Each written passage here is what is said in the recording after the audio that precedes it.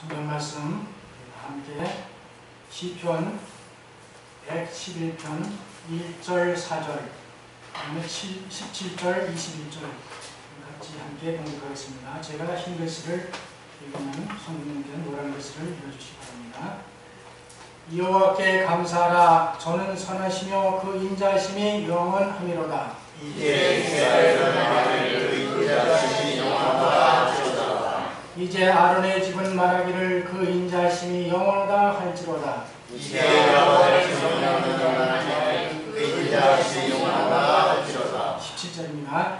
내가 죽지 않고 살아서 여호와의 행사를 선포하리로다. 여호와께서 나를 심히 경책하셨어도 죽음에서 죽지 아니하셨다. 내게 의의 문을 열지어다. 내가 들어가서 여호와께 감사하리로다. 이는 여호와의 은혜가 의인이 그리로 들어가리로다. 주께서 내게 응답하시고 나의 권이 되셨으니 내가 주께 감사하리이다. 아멘. 오늘은 제가 제목을 좀 과감하게 정해봤습니다. 내가 죽지 않고 살아서. 오늘 우리 하나님께서 저와 여러분들을 인도하셔서 이렇게 귀한 안식일에 하나님께 예배할 수 있도록 인도하신 것 감사하시기 바랍니다. 아멘. 지금도 병상에서 고통당하고 계시는 김가족 지사님이 계시고 여러 사정으로 이 교회에 나오지 못한 분이 계십니다. 또 어떤 성도들은 죽음에서 지금 장사를 지내게 기다리는 성도들도 있습니다. 그럴지라도 오늘 하나님께서 이처럼 귀한 시간을 주신 것은 특별한 은혜라고 생각합니다. 성도 여러분, 지금까지 살아오시면서 생명의 유혹을 느꼈던 경험이 몇 번이나 되십니까? 한번 이 시간에 자신의 살아온 과정을 생각하시면서 우리 한번 하나님의 말씀을 나누도록 하겠습니다. 제가 이렇게 서 있지만은 저도 상당히 불편한 가운데 있습니다. 지난 5월 26일 일요일 날 저희 집사람이 이사간 지 한 6개월 되는데 커튼을 좀 빨아야 된다고 해서 커튼을 이렇게 내려달라고 해서 올라가서 내리고 거기에 닦고 내려오다가 미끄러져 넘어져가지고 그 밑에 포마리움 침대가 딱딱한 침대가 있었는데 거기에 제가 엉덩방아를 너무 심하게 찧어가지고 고통 중에 있었습니다. 그래 그 이튿날 병원에 가서 개인병원에 찍어보니까 나타나질 않아요. 그러면 CT를 찍자고 해요. 그래서 도저히 못 참겠어 대학병원에 가서 사진을 찍어보니까 제 뼈가 이제 골절이 된 거예요. 미축. 이런 꼬리뼈를 사람에게는 꼬리뼈가 없습니다. 사람은 짐승이 아니기 때문에. 근데 꼬리뼈라고 말하죠. 뭔가 진화란 책임 얘기라고 알고 있습니다. 그래서 그 뼈가 부러져서 지금 그건 어떻게 수술도 못하고 깁스도 못하고 입원도 안 시켜주고 붙을 때까지 기다려야 됩니다. 앉기도 힘들고 올라가기도 힘들고 뭘 들어도 아프고 뼈별같이 이렇게 지내고 있습니다. 만약에 그날 제가 여기서 떨어지면서 허리를 딱딱한 침대 모서리에 허리를 다쳤던지 아니면 머리를 다쳐서 크게 다쳤다고 하면 또 아니 만약에 떨어져서 죽었다고 하면 오늘 이 시간에 하나님의 말씀을 전하지 못했습니다.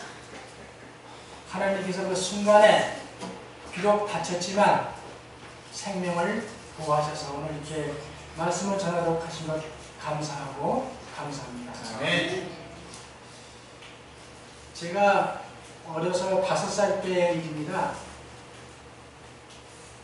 저희 옆집에 사는 옥렬이라고 하는 친구가 아무도 없고 부모님은 다 일을 하고 둘이 이렇게 놀고 있었는데 뭐 사탕이라고 하면서 하얀 걸 줘요. 그래서 그것을 딱 받아 먹었어요. 받아봐. 입에 넣는 순간에 입안이 불이 나는 거예요. 그래가지고 얼결결에 그걸 뱉어버렸어요. 나중에 알고 보니 그게 양잿물 덩어리였었어요. 만약 그게 제가 그때 순간적으로 삼켰다고 하면 이 세상 사람이 아니고 이 자리에 설 수도 없고 하나님의 말씀을 제가 받아들이고 구원을 얻을 수도 없던 존재입니다. 저는 그래서 5살 때의 그 경험이 죽지 않고 살아서 오늘 하나님께서 이렇게 말씀을 전하도록 섭리하셨다고 생각하며 감사를 드렸습니다. 제가 오늘까지 몇 일을 살았나 계산을 해봤더니 23,816일을 살았어요. 그 살아오는 과정 속에 많은 작고 큰 어려움들이 많이 있어서 죽음의 위협도 있었고 여러 가지 질병의 그런 가운데 있었지만 이 시간에 설계하신 것은 하나님의 특별한 은혜요 또 기적이라고 생각합니다. 여러분 여기 사시는 걸 목숨 비록 힘들고 병들고 다치고 여러 어려운 가운데 살고 있지만 사람인 것 자체가 하나님의 은혜입니다. 만약 여러분이 이 땅 사람이 아니라고 하면 예수님을 알기 전에 이 땅을 떠났다고 하면 여러분 아무 소망이 없지 않나요? 그렇기 때문에 이 시간에 비록 힘들고 어려울지라도 살아있음에 감사하는 시간 되시길 간절히 바랍니다. 한 번은 제가 1995년도에 그때 제가 출판전도부 차장이 되었습니다. 차장이 돼서 동역자들과 또 문서전도 조력을 나갔는데 그날 제가 강남 서초동에 그 문서전도 조력을 나갔어요. 오전에 문서전도를 하고 점심때 점심을 사 먹기 때문에 어디서 뭘까 생각하다가 삼풍백화점에 가서 점심을 사 먹었어요. 점심을 사 먹고 거기서 좀 쉴까 하다가 앉아서 밖에 나와가지고 다른 은행에서 이렇게 좀 2시 동안에 이제 회사를 2시 전에 방문하면 다 식사 시간이기 때문에 방문하죠. 2시 동안 쉬고 있었는데 쉬고 있다가 그다음에 오후에 활동을 하고 집에 돌아오는데 그날 삼풍백화점이 무너졌어요. 6시 57분에 삼풍백화점이 무너져가지고 사망 502명, 부상 937명이 되게 되었습니다. 만약에 제가 그날 그 지나는 순간에 그 무너지는 순간에 거기에 있었다면 저는 이 세상 사람이 아닐 것입니다. 하나님께서는 이렇게 여러 위험 속에서 지내놓고 보면 하나님의 특별한 은혜와 목적이 있었다고 저는 생각하고 있습니다. 저는 그래서 오늘 이 말씀을 준비하면서 시편 113편부터 118편은 유대인들의 큰 절기에 암송되는 시라고 합니다. 오늘 사모님께서 어린이 설교에도 언급해 주셨지만 이스라엘 백성들이 애굽에서 출애굽하면서 가나안에 들기까지 많은 여정 가운데 하나님이 보호하신 그 놀라운 것을 찬양하는 감사하는 그런 시입니다. 오늘 저는 시편 118편 17절 중심으로 제가 말씀드립니다. 내가 죽지 않고 살아서 여호와의 행사를 선포하리로다. 오늘 이 말씀을 통해서 함께 은혜를 나누도록 하겠습니다. 사람은 사명을 다하기까지 죽지 않는다. 그런 말이 있습니다. 거기에 대한 내용의 책을 쓴 분이 최규철 신앙분인데 사람은 사명을 다하기까지 죽지 않는다. 오늘도 제 문서전도 하시던 집사님 한 분 여기 이목수 집사님과 함께 지난번 신학회 방문 가셨던 안영순 집사님께서 어제 돌아가셔서 내일 장례를 치릅니다. 그분께서 1980년에 문서를 시작해서 지난해 8월까지 활동을 하셨어요. 그리고 몇 달 동안 고생하시다가 이제 주안에서 잠드셨는데 그 집사님께서 84세에 돌아가셨어요. 40년을 문성도 하시면서 그 집사님께서 비록 질병이 걸리고 여러 가지 힘든 가운데 계셨지만 돌아가시기 전까지 특별한 사명이 있었다고 생각합니다. 그녀의 자녀들을 신앙 가운데서 이렇게 제대로 활동하지 못했던 그 자녀들을 다 신앙으로 다시 회복시키고 마지막까지 신앙하도록 그렇게 하신 다음에 주 안에 잠들었습니다. 모든 사람, 저를 포함해서 우리 모든 사람들은 사명을 다하기까지 죽지 않는 것입니다. 우리가 잘 아는 야곱의 아들 요셉은 17살 나이에 이복 형들이 양을 치는 도단으로 아버지의 심부름을 갔습니다. 요셉이 그곳에 심부름을 갔을 때 이복 형들이 요셉이 오는 것을 보고 요셉을 죽이자고 형들이 의견을 모았습니다. 그때의 큰 형인 르우벤은 어떻게 동생을 죽이느냐, 우리 죽이지 말고 차라리 저 웅덩이에 집어쳐넣자, 이렇게 제안을 했습니다. 그래서 그 형제들이 의논한 가운데 요셉이 그 형들한테 왔을 때에 그가 입고 있던 채색 옷을 벗기고 그 요셉을 물이 없는 웅덩이에다가 집어넣었습니다. 옛날에는 그 물을 파기 위해서 웅덩이를 많이 파놨기 때문에 거기에 요셉이 들어가게 됐습니다. 그거 르우벤은 장자이기 때문에 책임감이 있어서 그렇게 하고 그 다음에 볼일에서 어디 떠나 있는 동안에 그 형제들이 요셉의 구덩이에 빠진 그 상태에서 먹지도 못하고 죽음의 공포 속에 있는 그 가운데로 음식을 먹으면서 그를 조롱했습니다. 그러면서 그 중에 유다가 말하기를, 야, 우리 이 요셉을 죽이기는 정하니까 차라리 그 이스마엘 상인들에게 팔고 그 요셉의 옷에 피를 묻혀서 양을 잡아 피를 묻혀서 아버지인데 요셉이 죽었다고 하자, 이렇게 제안을 했습니다. 그래서 그 형제들이 요셉을 구덩이에서 꺼내가지고 은 20개를 받고 이스라엘 상인들에게 팔아넘겼습니다. 요셉은 사랑하는 가족에게, 형들에게 버림을 받고 아버지를 보지 못하고 애굽으로 노예로 팔려갔습니다. 그곳에서 큰 어려움과 고초를 겪었지만 그가 죽지 않고 살아서 하나님의 은혜로 애굽 총리가 되어서 아버지와 형들의 생명을 구할 뿐만 아니라 이스라엘 민족을 이루는 역사를 이루고 사명을 마치게 되었습니다. 또 우리가 잘 아는 유다 나라는 하나님의 말씀에 불순종함으로 말미암아 바벨론의 침공으로 인해서 포로가 되어 바벨론으로 잡혀간 유다 청년 하나냐와 미사엘과 아사랴는 바벨론 왕 느부갓네살이 세운 금신상에 절하지 않는다는 이유로 7배가 뜨거운 풀무불에 던져졌으나 주님께서 그 세 친구들과 함께 풀무 속에 같이 들어가셔서 그 친구들을 생명을 구하심으로 말미암아 머리카락 하나도 거슬리지 않고 생명을 보존해 주셨습니다.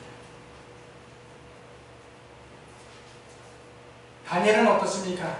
다니엘은 바벨론으로 포로로 잡혀가서 메데바사 나라가 세워졌을 때에 다시 총리가 되어 다른 총리들과 방백들이 다니엘을 시기하여 죽이기로 음모하여 다리오 왕에게 앞으로 30일 동안 다리오 왕 외에는 다른 신에게 기도하는 자는 사자굴에 쳐넣는 금령을 만들어서 반포하게 되었습니다. 그때 신실한 다니엘은 다리오 왕이 사자굴에 던져넣는다는 금령의 어인이 찍힌 것을 알고도 자기 집에 돌아가서 습관대로 예루살렘을 향하여 열린 창에서 하루 3번씩 하나님께 기도하며 감사하였습니다. 다니엘을 죽이려고 했던 그 모략꾼들이 그 광경을 목격하고 다니엘을 다리오 왕에 고소하여 다니엘을 끌어다가 사자굴에 쳐넣게 되었습니다. 그러나 하나님께서는 다니엘이 할 일과의 사명이 있기 때문에 그를 지키기 위해서 미리 천사를 사자굴에 보내서 사자의 입을 막게 하시고 다니엘을 그곳에서 구원하셨습니다. 그리하여 다니엘은 마지막 하늘나라에 임할 것을 예언하는 사명을 이루는 선지자가 되었습니다. 사랑하는 성도 여러분, 하나님은 이때 모든 사람들이 하나님께 주신 그 사명을 다 이루기까지 생명을 지켜주신다는 사실을 잊지 말길 간절히 바랍니다. 아멘. 사도 요한은 예수님이 승천하시고 난 후에 예루살렘 핍박이 일어나고 많은 제자들이 흩어져서 복음을 전하다가 도미티아누스 황제에 의해서 그가 살아있는 황제의 숭배를 거절한다는 이유로 박해를 받고 끓는 기름가마솥에 그를 던져 넣었으나 불에서 제 친구를 구원했던 주님께서 사도 요한을 그 끓는 기름가마솥에서 건져내어서 그를 살려주셨습니다. 그 후에 사도 요한은 강제 노동형을 선고받고 반모성으로 유배를 받습니다. 그곳에서 사도 요한은 하나님께 기도하고 열심히 전도하고 결과적으로 그곳에서 요한계시록을 기록했고요.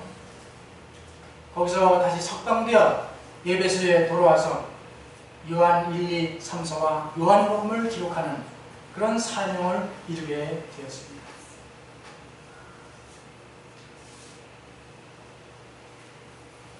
한때 하나님의 백성을 핍박하고 예수님의 교회를 찬멸했던 사도 바울은 예수님을 믿고 예수님의 제자가 된 후에 예수님 때문에 핍박받는 그런 사람이 되었습니다.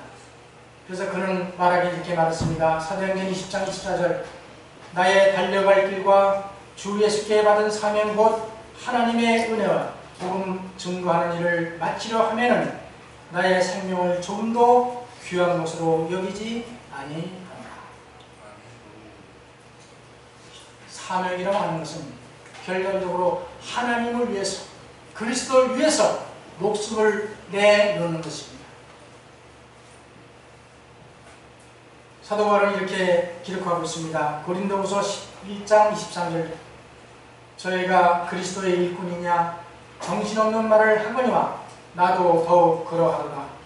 내가 수고를 넘치도록 하고 옥에 갇히기도 더 많이 하고 매도 수없이 맞고 여러 번 죽을 뻔하였으니 유대인들에게 40에 하나 감한매를 5번 맞았으며 3번 회장으로 맞고 1번 돌로 맞고 3번 파선하는데 일주야를 기품에서 지냈으며 여러 번 여행에 강의 위험과 강도의 위험과 동족의 위험과 이방인의 위험과 신행의 위험과 광야의 위험과 바다의 위험과 거짓 형제 중에 위험을 당하고 또 수고하며 애쓰고 여러 번 자지 못하고 죽이며 목마르고 여러 번 굶고 춥고 헐벗습니다.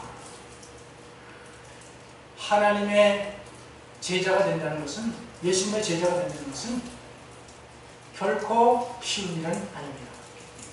그러나 예수님의 제자가 된다고 해서는 가장 가치 있는 일입니다.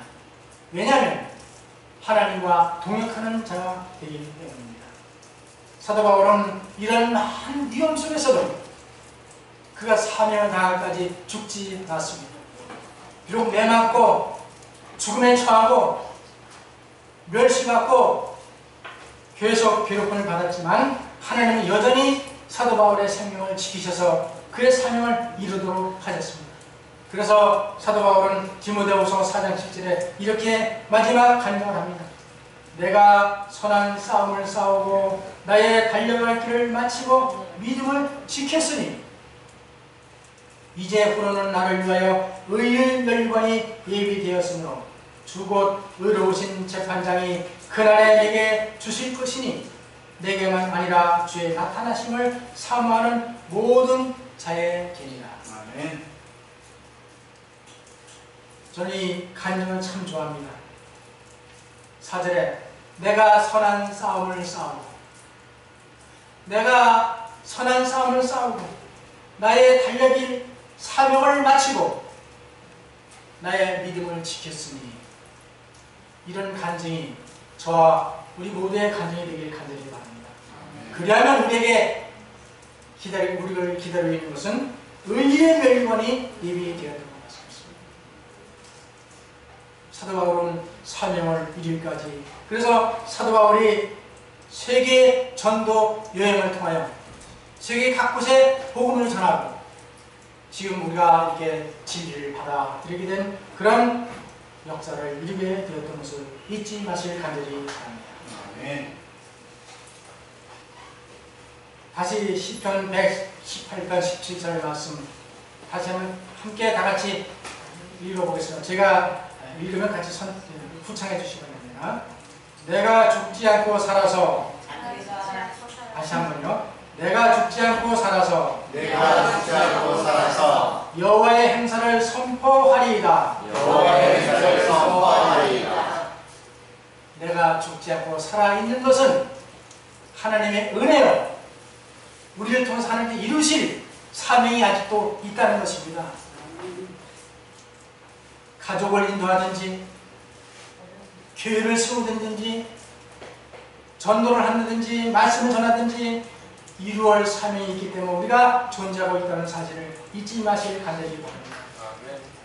그래서 이 시편 118편 17절의 말씀을 영국의 위대한 종교개혁자 존 위클리프는 이렇게 말했습니다. 나는 죽지 않고 살아날 것이다. 그리하여 다시 너의 탁발성들의 악행을 공개할 것이다.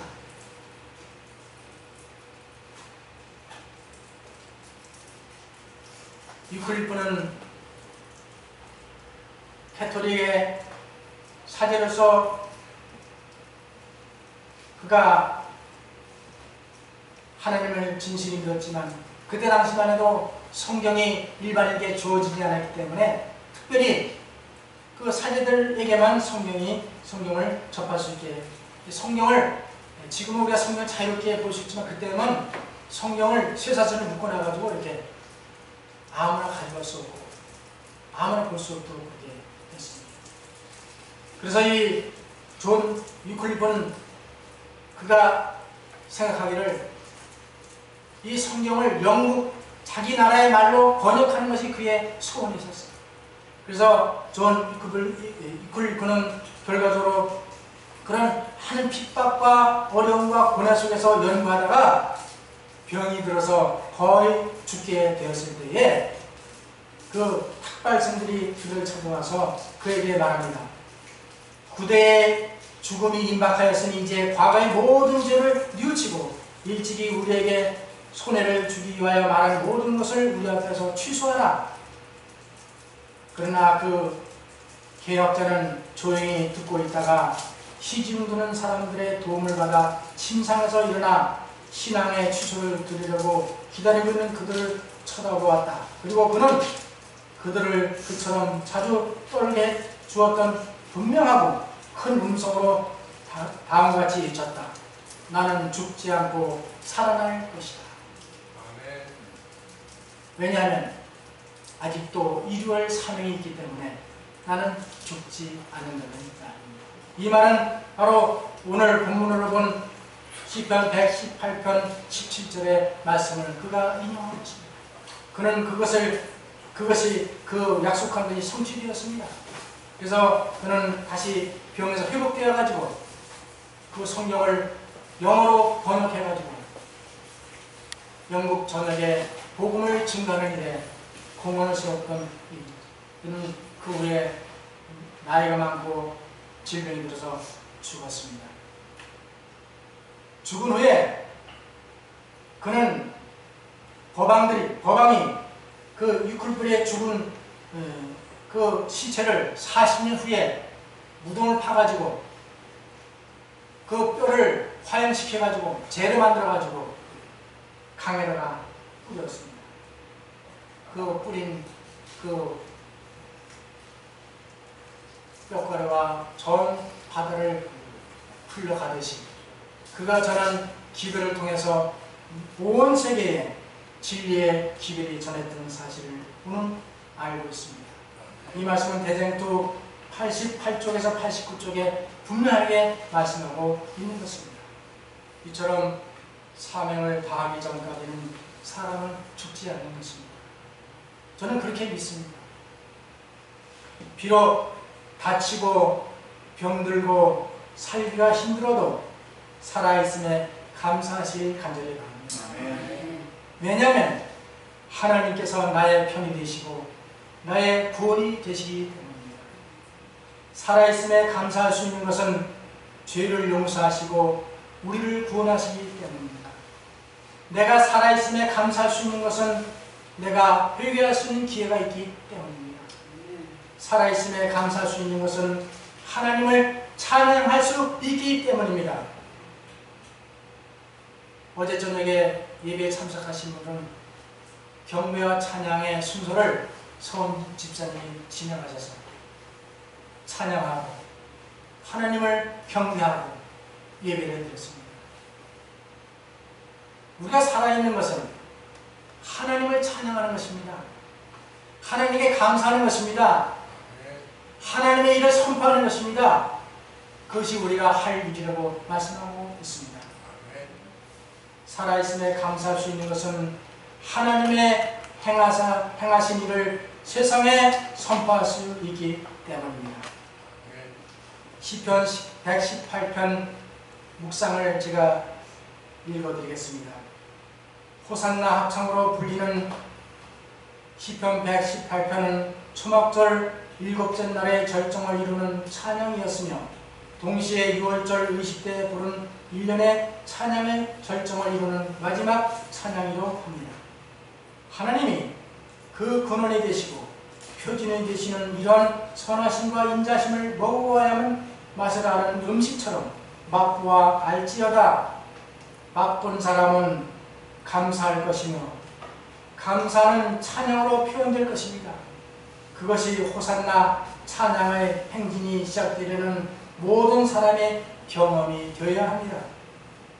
고통 중에서 부르짖어 본 사람만이 목이 터지도록 찬양할 수 있으며 갇혔던 사람만이 자유로운 세상의 넓은 공간을 느낄 수 있으며 사람에게 실망을 당해보고 잘 알던 사람에게 배신을 당해본 사람만이 여호와께 피함이 사람을 신랑보다 나음을 알 수 있으며 인생의 벼랑에 떨어져 본 사람만이 아슬아슬할 때 붙잡아 주시는 하나님의 힘있는 오른손을 의식할 수 있습니다. 무릎이 떨려 주저앉아 본 사람만이 하나님의 권능을 깨달을 수 있으며 사망의 음침한 골짜기를 지나본 사람만이 죽지 않고 살아서 여호와의 행사를 선포하려는 몸부림칠 것이라고 말씀하고 있습니다. 시편 기자는 우리에게 말씀합니다. 내가 죽지 않고 살아서 여호와의 행사를 선포하리이다. 우리 모두의 간증이 되시길 간절히 바랍니다. 아멘. 전도서 10장 1절 말씀, 너는 청년의 때 곧 건고한 날이 이르기 전 나는 아무 낙이 없다고 할 해가 가깝기 전에 너의 창조자를 기억하라. 너는 청년의 때는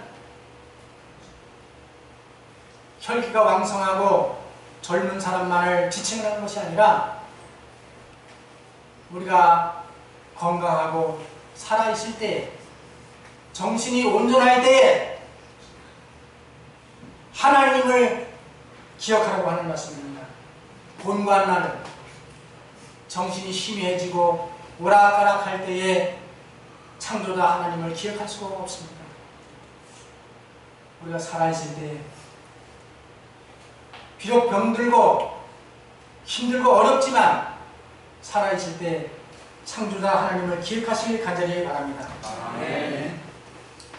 가수 김도현은 이렇게 내가 죽지 않고 살아서라는 찬양을 이렇게 가사만 제가 읽어드리겠습니다. 내가 죽지 않고 살아서 여호와 하신 일을 나의 모든 삶과 노래로 주께서 하신 일을 선포하리라 선포하리라 선포하리라. 2절 내가 죽지 않고 살아서 여호와의 영광을 나의 모든 삶과 노래로 주께서 하신 일을 노래하리라 노래하리라 노래하리라. 우리가 이 시편 118편 17절에 있는 말씀을 기억하면서 이 시간 이 말씀을 통해서 우리 마음에 여호와를 찬양하고 여호와를 감사하고 여호와의 선하신 일을 선포하는 우리 모두가 되시길 간절히 바랍니다. 왜냐하면 그는 선하시며 그는 인자하시며 그는 영원하시기 때문인 것입니다. 내가 살아있을 때에 하나님께 감사하고 내가 살아있을 때에 하나님을 찬양하고 내가 살아있을 때에 하나님의 행사를 선포하시는 사랑하는 성도 여러분 되시길 간절히 바라면서 말씀을 마치겠습니다. 아멘.